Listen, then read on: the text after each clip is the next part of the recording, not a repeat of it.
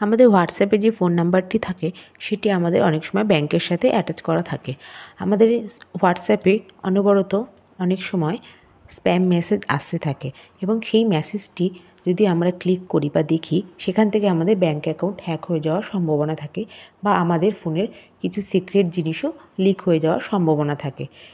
হোয়াটসঅ্যাপে আমাদের spam message আসা আমরা বন্ধ করব কী করে? তার জন্য প্রথমেই আপনাদেরকে হোয়াটসঅ্যাপ অ্যাপটিকে ওপেন করে নিতে হবে। হোয়াটসঅ্যাপ অ্যাপটি ওপেন করে আপনাদেরকে ওপরে 3 ডটসে ক্লিক করতে হবে।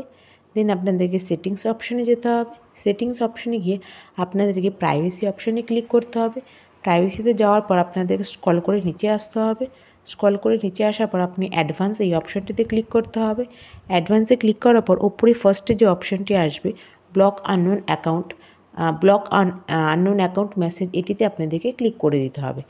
এভাবে যদি আপনারা এটিকে অন করে রাখেন তাহলে আপনাদেরকে হোয়াটসঅ্যাপে কেউ আননোন নাম্বার থেকে মেসেজ করতে পারবে না বা কোনো রকম স্প্যাম মেসেজ এসে আপনার অ্যাকাউন্ট হ্যাকের সম্ভাবনাটাও কমে যাবে। ধন্যবাদ।